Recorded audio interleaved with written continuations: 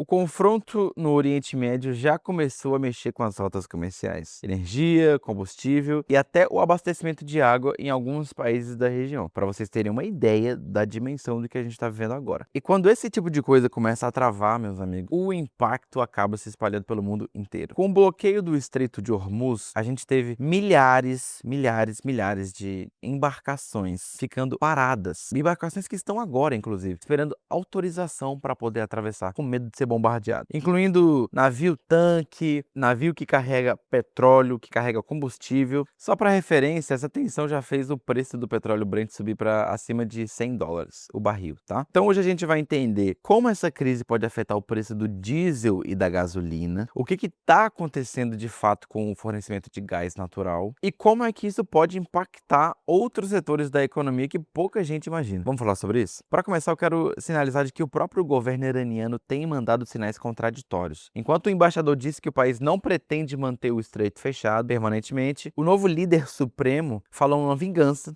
ameaçou de continuar o bloqueio e segue muito mais tensionado. Essa incerteza é justamente o que deixa o mercado em alerta e pressiona os preços de energia no mundo todo, né? A defasagem no preço do diesel e da gasolina, que no Brasil ainda depende bastante de um combustível vindo de fora, e inclusive um dos últimos boletins da Abicom mostra que só em janeiro o país importou bem mais derivados do que ele exportou de petróleo, né? Principalmente diesel. Isso mostra que quando o preço internacional sobe ou quando tem um risco de interrupção de mercado, desabastecimento, etc e tal, o impacto acaba chegando rápido aqui no Brasil. O que mais dá pra gente sentir agora e que a gente tá vendo nos jornais, etc e tal, é especialmente no diesel. No Brasil, a maior parte do transporte de cargas é feito por caminhão. Então, quando o diesel sobe, naturalmente o custo do frete sobe. Se o custo do frete sobe, vocês já sabem o que acontece em seguida, né? Esse aumento acaba apertando, pressionando alimento, produto de beleza, eletroeletrônico, transporte, logística. É uma cadeia, gente. Você percebe como é que está tudo conectado? Um outro ponto muito importante para a gente entender por que o combustível pode subir ainda mais é a chamada defasagem de preço. Isso acontece quando o valor cobrado no Brasil fica diferente do preço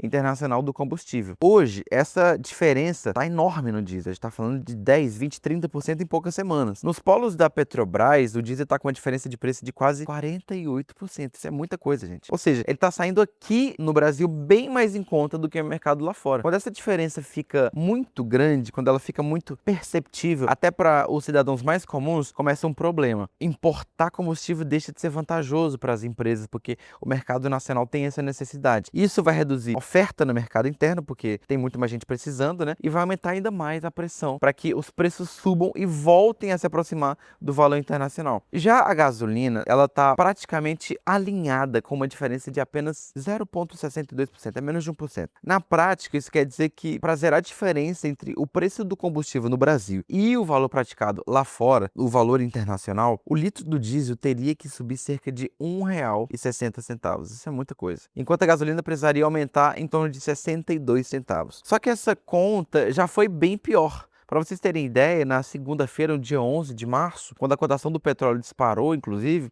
essa diferença chegou a R$2,74 por litro no diesel, R$1,22 na gasolina, mostrando o tamanho da pressão, né, que o mercado internacional pode exercer sobre os preços que a gente pratica aqui dentro do nosso país. Isso acontece porque nem todo o petróleo produzido no Brasil é refinado aqui dentro. Parte da nossa capacidade de refino é muito limitada. Uma parcela considerável do diesel precisa vir de fora. Ou seja, a gente vende o petróleo bruto para outros países refinarem e depois compra de volta o combustível pronto. É meio contraditório, né? Povo brasileiro, eu entendo, mas enfim, é assim que funciona. Então, quando o preço do petróleo sobe lá fora, o país pode até ganhar mais com as importações momentaneamente, num período curto, só que o consumidor brasileiro ainda corre o risco de pagar mais caro no diesel. Isso deixa o governo brasileiro numa corda muito bamba para poder decidir o que pode ser feito, né? Quais serão as novas medidas. Manter os preços do diesel e da gasolina aqui dentro, bancando o prejuízo na Petrobras de maneira estatal, com canetada, é só um paliativo, é só uma medida que vai durar agora. Se essa confusão de preços internacionais de petróleo e derivados continua em alta,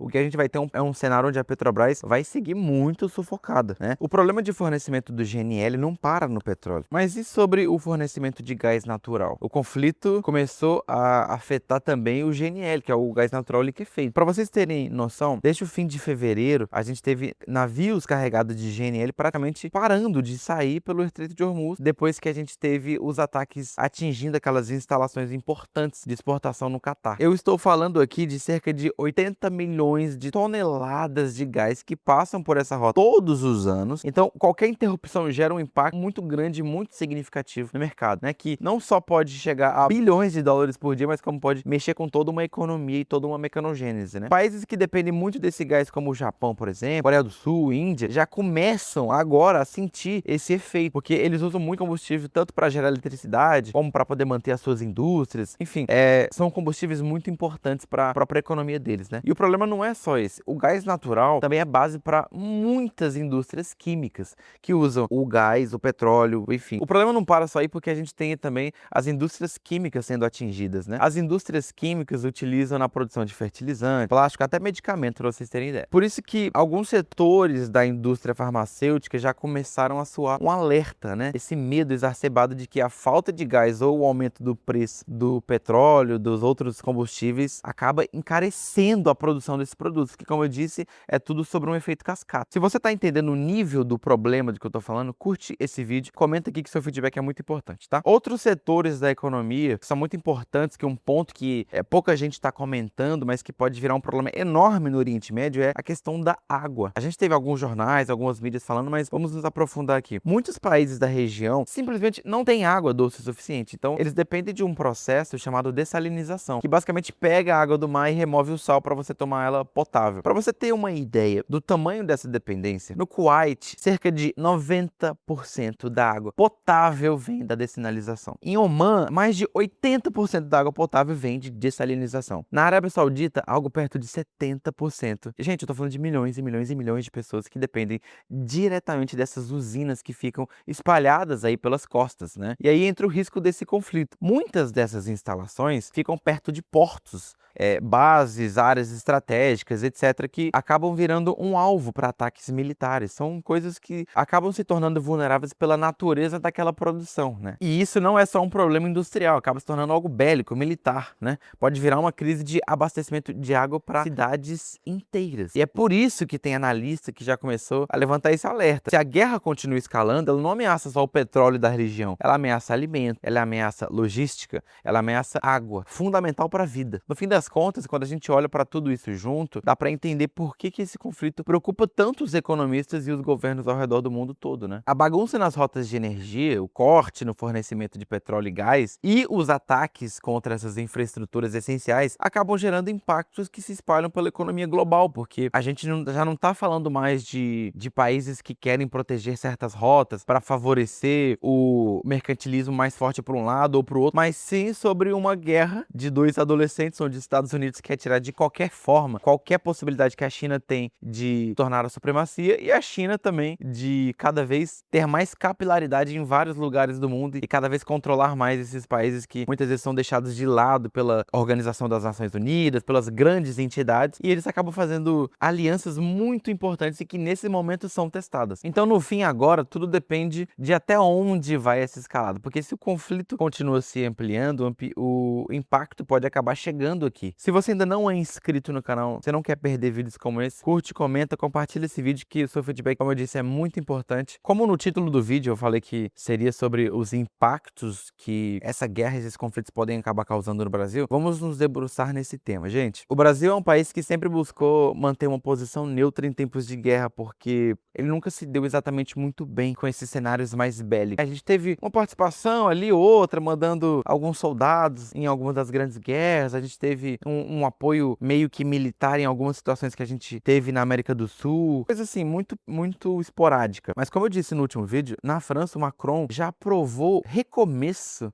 do programa nuclear. Então a gente está vendo talvez uma das coisas que a gente nunca viu nos últimos 50 anos, que é países que antes procuravam ter uma posição estritamente pacífica, começando a se armar. Para vocês terem uma ideia, há 2 semanas atrás, o Brasil fez uma autorização para estudos que vai liberar cerca de 800 milhões de reais, só para a gente poder começar a entender essa questão nuclear, que o Brasil sempre foi muito distante, sempre buscou muito esse lado pacífico das coisas, porque agora não se trata mais de simplesmente relações internacionais. Agora a gente tem riscos reais à soberania de vários países. Gente, ó, a gente já teve teve Venezuela no início do ano. A gente teve a Groenlândia, onde Donald Trump recentemente falou que ia pegar mesmo a força, fez oferta para a Dinamarca, fez menções em vários fóruns mundiais de que estavam avançando nas negociações, mesmo o povo e o próprio governo falando que isso não estava acontecendo. Então, agora mesmo, no dia 17 de março de 2026, a gente tem uma fala muito complicada do Trump falando que ele ficaria muito honrado em tomar Cuba. Então, pensem o seguinte, isso não significa necessariamente que o mundo todo vai entrar em guerra. Só que em cenários assim, a gente tem as fugas de capital, a gente tem a galera tirando dinheiro de onde é arriscado e colocando onde é o mais seguro possível. Só que a gente está vendo agora uma disrupção gigantesca do mercado. O dinheiro que está saindo dos fundos de investimento, o dinheiro que está saindo de coisas que eram mais tradicionais, que antes eram vistas como refúgio, não está indo para o dólar. A gente tem sim uma valorização no câmbio, mas isso é um efeito de curto prazo. Não é que o dólar esteja se valorizando. Na verdade, a gente tem um próprio programa dos Estados Unidos desvalorizando o dólar, que é a própria moeda do país deles. Então a gente está vivendo história aqui, meus amigos. A gente não está mais simplesmente vendo um confronto, um conflito, tensões, escaladas. A gente está vendo a história sendo reescrita diante de nós. E para onde é que está indo esse dinheiro? Por incrível que pareça, ele não está indo para tesouro, nem do Brasil, nem dos Estados Unidos. Ele não está indo para o que antes a gente achava que seria o mais seguro, que seria o ouro também, mas ele está indo muito para projetos estruturados. Olha só, que conveniente essa situação. Porque cada vez mais os cidadãos, as pessoas, elas estão tendo noção de que fazer o controle dos seus próprios investimentos pode ser uma das melhores maneiras de lidar com qualquer tipo de crise, com qualquer tipo de incerteza. Porque no fim, uma vez que você domina as finanças e você domina os investimentos, você não fica mais dependente de nenhum país, nenhuma economia e nenhuma moeda. Meu nome é Henrique Boteles e eu vejo você na próxima. Tchau!